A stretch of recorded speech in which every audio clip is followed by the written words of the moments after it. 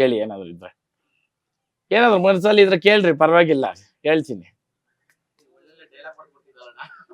ಇಲ್ಲ ಅಂತಂದ್ರೆ ನಿಮ್ಕ ಒಂದು ಕ್ವಶನ್ಕ 100 ಕ್ವಶನ್ ಇಟ್ಕೊಂಡಿರ್ತೀರಾ, ನಾನು 100 ಕ್ವಶನ್ 1000ಕ್ಕ ಒಂದೇ ಆನ್ಸರ್ ಇಟ್ಕೊಂಡಿರ್ತೀನಿ ನಾನು.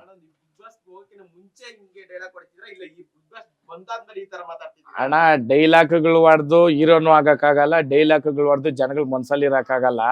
ವ್ಯಕ್ತಿತ್ವ ಮಾತಾಡ್ಬೇಕು.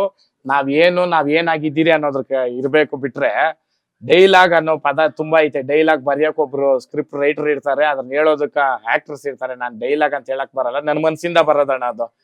ಕೆಲವೊಂದು ನನ್ ಕೋಪ ಬಂದವಾಗ ನಾನು ಹೇಳಿರೋ ಮಾತುಗಳೇ ಎಷ್ಟೋ ಸ್ಟೇಟಸ್ಗೆ ಎಷ್ಟೋ ಲಕ್ಷ ಜನಗಳಾಕವ್ರೆ.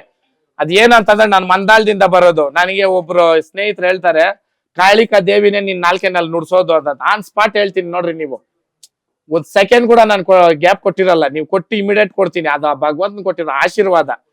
ಅದ್ ಬಿಟ್ರೆ ಬೇರೆ ಏನು ಇಲ್ಲ ಅಣ್ಣ. ನಾನು ನೀವು ಕೇಳಕ್ಕಿಂತ ಮುಂಚೆ ಕೆಲವರು ಯಾರೇ ಆಗ್ಲಿ ಇಂಟರ್ವ್ಯೂ ಮಾಡಕ್ಕಿಂತ ಮುಂಚೆ ಕ್ವಶನ್ಸ್ ಓದ್ಕೊಂಡು ಏನ್ ಕೇಳ್ತೀರಾ ಅಂತಾರೆ. ನನ್ನ ಹತ್ರ ಅದಿಲ್ಲ. ಹಂಗ್ ಕೇಳಕ್ ಬಂದ್ರೆ ಹೇಳ್ಬೇಡಪ್ಪ, ನನ್ ಡೈರೆಕ್ಟ್ ಕೇಳು ಅಂತೀನಿ.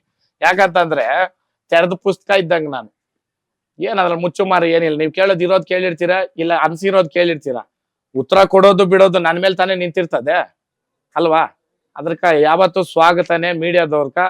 ಮೀಡಿಯಾ ಬೇಕು. ನಿಮ್ಮನ್ನ ಬಳಸ್ಕೊಳ್ಳೋ ರೀತಿ ನಮ್ಮಲ್ಲಿ ಇರ್ಬೇಕು. ನೀವ್ ಒಂಥರ ಚೂರಿ ಇದ್ದಂಗೆ. ನಿಮ್ಮನ್ನ ಬಳಸ್ಕೊಂಡು ಆಪಲ್ಲೋ ಇಲ್ಲ ತರಕಾರಿನ ಕಟ್ ಮಾಡ್ಕೊಂಡು ಕುಕ್ ಮಾಡ್ರೆ ಒಳ್ಳೆ ಡಿಶ್ ತಿನ್ಬೋದು.